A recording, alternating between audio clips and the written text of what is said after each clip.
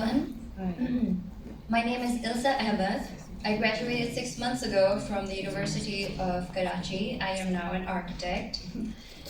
Today I stand before you to shed light on a pressing issue that affects countless lives in Pakistani society: domestic violence. My goal today is to effectively communicate my ideas to this diverse audience, and I kindly request your assistance in achieving that. I invite you to empathize with an individual whose experiences I will now depict. Imagine a day in your life confined within the boundaries of your home, unable to explore, learn, or socialize freely. Picture the limitations imposed on your independence, the loss of personal growth. Escaping this confinement feels like a distant dream. You are alone, scared, and confused. And if you do gather the courage to break free, the dangers outside may just be as threatening, if not more so. The greatest danger, however, is the one who holds you captive, your prison warden. This warden, disguised as a protector, a companion, even a family member, is a tyrant, an oppressor.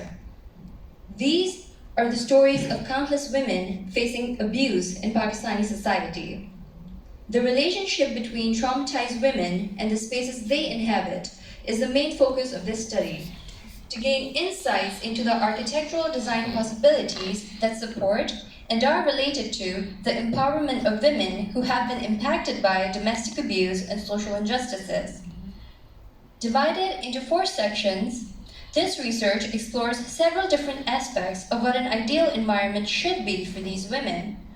This research is meant to serve as a roadmap that can help not only the women of Karachi, but also the women in the rest of Pakistan and other countries that have similarities in culture and urban planning. The study employed a multiple case study design. The purpose of using this design was to examine the state of women's shelters in the context of Karachi from multiple perspectives and to identify common themes and patterns across these shelters. A total of 2 cases were selected for this study: Bilkis EV Center and Panha Shelter Home. The shelters were based on 2 main factors: scale and nature of administration. Data were collected from each case through multiple methods, including observations, interviews, and document analyses. The women at both of these shelters were interviewed individually. Their interviews were done in a more informal manner, using an unstructured survey to allow for more open-ended responses or follow-up questions. The findings were then discussed in detail alongside contextual considerations to develop design strategies within the city of Karachi. Here is a flowchart of how the results were used to develop a framework step by step, better explained through this video.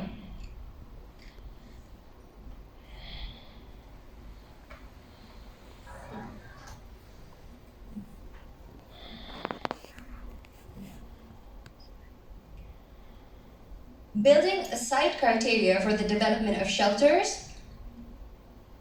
Understanding the needs of women who have been subjected to domestic abuse. Understanding contextual problems. Understanding contextual problems in relation to women's needs. Developing a guide that could counter each of the contextual hindrances. Development of a criteria of the architectural program for these shelters based on literature reviewed and on-ground research.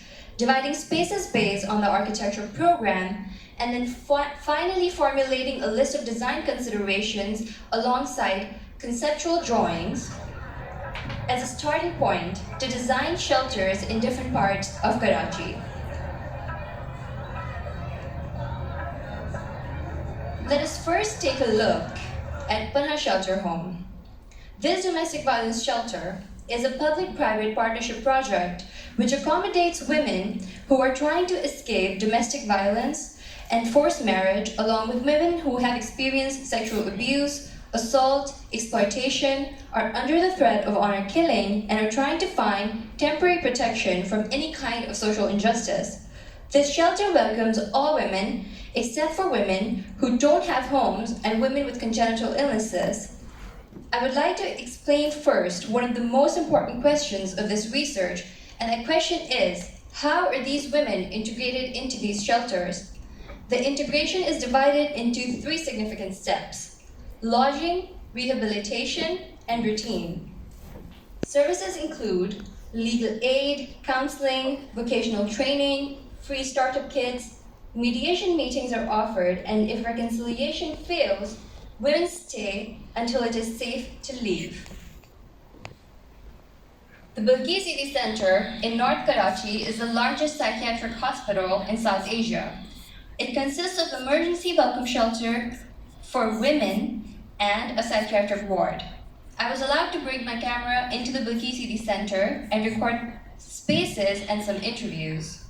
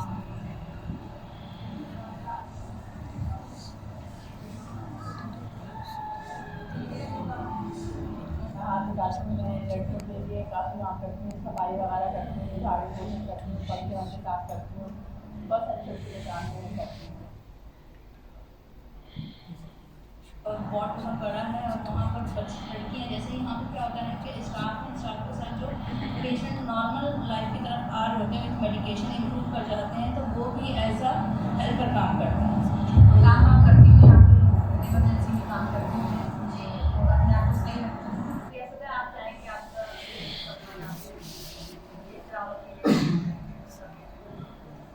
मैं ऐसे भी नहीं चाहता, मैं अकेले नीचे घबराती हूँ, मैं कहती हूँ सबके साथ में रहूँ ज़्यादा बेहतर है। देते उस वक्त तक, और अगर कोई आता भी था तो हमारा पेशेंट अंदर रहता था, घर वाले बाहर रहते और तो फिर से मुलाकात करते।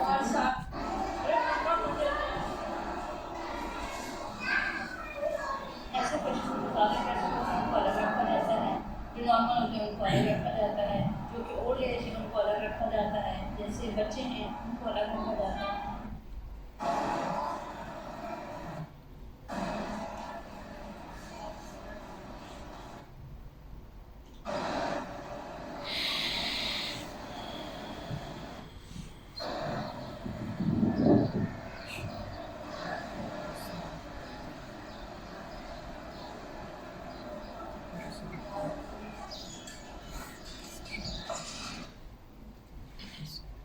This shelter is independent of any governmental support.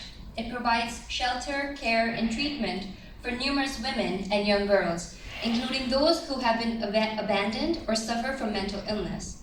The center's inclusive policy extends to welcoming infants left at the Eidi Jula, a cradle located outside its gates as you saw in the video, effectively functioning as an orphanage. We will have a look at the integration here again. 2 very interesting observations made at this shelter are that the women with non-congenital mental illnesses share rooms with women who do have congenital illnesses in one of the 9 wards. As Dr. Naseem Ateek told me, which leads to chaos. The women who begin to recover start helping out with tasks in the shelter because this shelter is severely understaffed.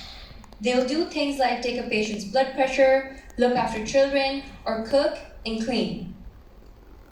Here is a side-by-side comparison of the architecture program of both of these shelters in the form of a table. The architecture program at these shelters is very generic and not nearly as thoughtful as it should be for a population of vulnerable women and children. Bana Shelter Home has shared rooms for 4 women or women with children. The Bilqis Center has no limit on room occupancy. Both shelters lack child-centric spaces and have large, underutilized courtyards. And shelter dependency, which means extended stays, is common in both of these shelters. The site selection for shelters is not based on research or surveys, making it important to find an airtight solution for site selection in a city like Karachi, where crime rate is high and population growth is very rapid. The study highlights domestic violence in Karachi and the need for district-based shelters to support women facing abuse. Considering variables in this regard is also very important. To determine the number of shelters needed, divide the estimated number of women facing domestic violence, 1 in 3 according to the UN, by the capacity of each shelter, like 50 Panha shelter home. A 2020 urban planning study for Karachi suggested developing new centers on the city's outskirts to address urban densification. This study emphasizes the need for evidence-based solutions to improve overcrowding and sanitation in women's shelters and allow sustainable growth. Mapping unsafe areas helps design safer shelters in Karachi. Prioritizing safety, a crime rate map was created focusing on high population areas like Karachi Central. The shelter manager at the Panha shelter home explains that the police escort women and children to court and are contacted in case of serious emergencies. A map of police stations in the area has been created to ensure shelters are located within a 5-minute drive of a police station. Research shows that ideal locations for shelters for women and children should be surrounded by housing and have enclosed play areas for protection against abduction. Karachi's shelters are already embedded within residential areas. Given Karachi's growing need for vertical development in the form of mid-rise buildings, a basement for parking is most viable and also the safest. The idea of ground plus 4 and ground plus 6 development also comes from the Karachi Master Plan 2020. With all these urban planning considerations in mind, I developed a site selection criteria that relies on these factors. The research suggests that the design of these shelters for women in Karachi should prioritize these aspects, including safety, security, addressing this issue of shelter dependency, economic independence, cultural coexistence, the relationship between mothers and children, connection to the outside world, and input from the women who will use the shelter as well as the children. The design process should involve input from the women and the children, as I mentioned. The key program criteria for the design includes safety and security, mindfulness, trust building, vocation, and empowerment. Dr. Sina Manzoor from the Center of Excellence for Women's Studies at the University of Karachi proposes a flexible workspace to promote research and women's interaction. Semi-private spaces in neighborhoods offer a safe haven for women seeking respite and have not necessarily been subjected to domestic violence. This design strategy has its roots in the general lack of safe public spaces for the women in Karachi. So to recap, and I hope you're all with me still, this is what we have covered so far. To tie this research together, I have designed some strategies to optimally function with respect to all that we have learned so far. There should be one point for vehicular and pedestrian access at these shelters. Foliage needs to be used as a way to create visual as well as a physical barrier. Semi-public spaces need to be separated from the main shelter block. The solution is to design small pockets of open spaces embedded within the rest of the design and use light tunnels to let natural light in. Introverted design is of significance in this case. These pockets of spaces can also be playscapes. Visual access will also enhance autonomy. The issue of housing insecurity and shelter dependency should also be addressed through flexible programs in second-stage housing, instead of having the residents and their children live in rooms like a hostel.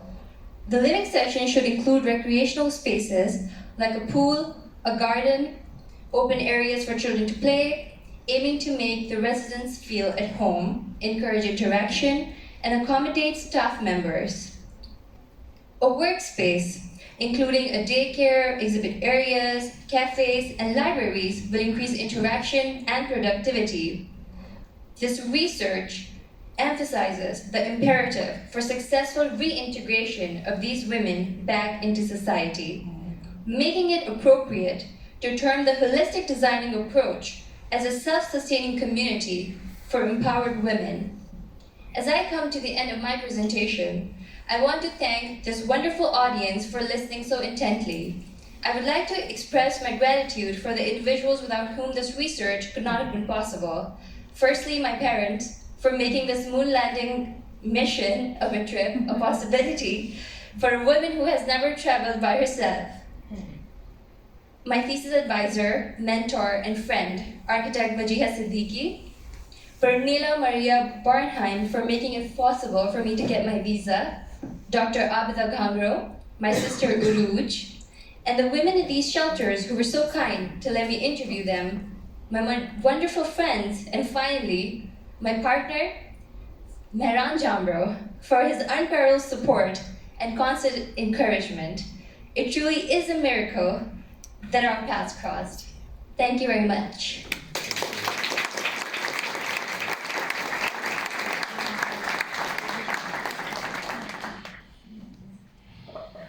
Thank you very much for 4 very interesting presentations. We have some time for the audience for questions.